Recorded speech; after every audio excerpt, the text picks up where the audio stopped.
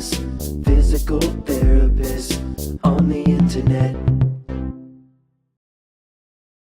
Hi, folks. I'm Bob Schrupp, physical therapist. Brad Heineck, physical Okay, therapist. we are the most famous physical therapists on the internet. In our opinion, of course, Bob. Today in this video, we're going to show you how to sit pain-free on bleachers when you have back pain or sciatica.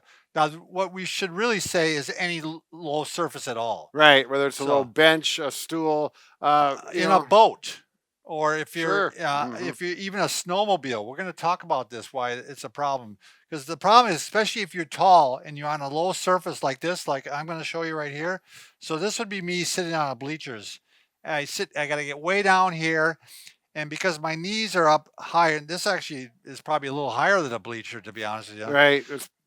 Well, when my knees are higher than my hips, it's going to make my back round out. It's really hard to keep my back straight when my knees are higher than my hips. Particularly, there's no backrest. There's oftentimes people behind you and their knees bump into your back. It makes you want to lean forward a little bit so you're, comfortable or out of the way of everyone else. And when you're like on a snowmobile or something like that, or a boat, Mm-hmm. you also got to throw into the fact it's somewhat, bouncing up and down, and your back is acting as a shock absorber. Right, and which is taking all not the stress. good. Yeah. So Brad's going to show you here on the.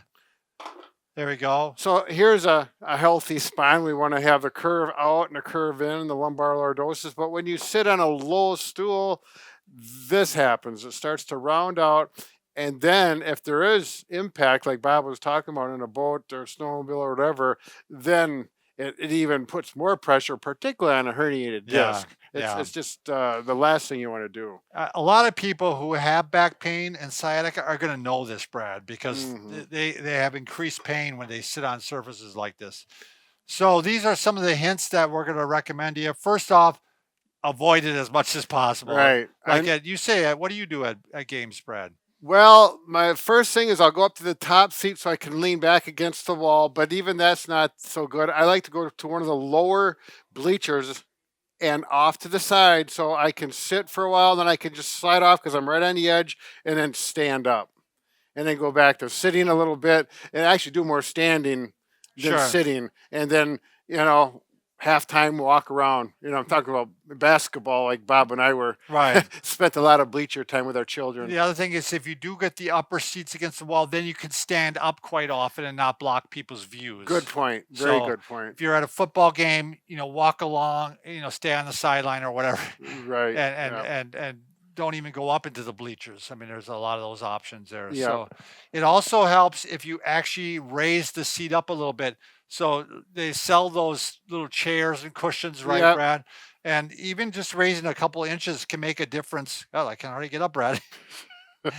Look at this though. That actually made the difference. That brought me up to a level where now it's easier to keep my back straight. And it's much more comfortable on your bottom side, isn't it? Right. So, this is an interesting point. So some of the tallest people in the world, basketball players, they have them sit on low benches, and their backs are warmed up, and they can really stretch them out, and it's really bad on their backs. I know there was a push by one doctor to have them sitting in high seats when they're on the bench.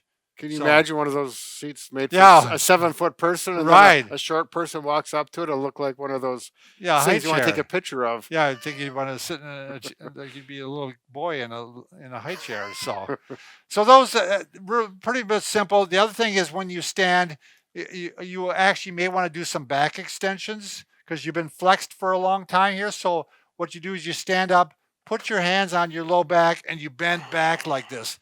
Now, this is not somebody for if you have spondylolisthesis or stenosis.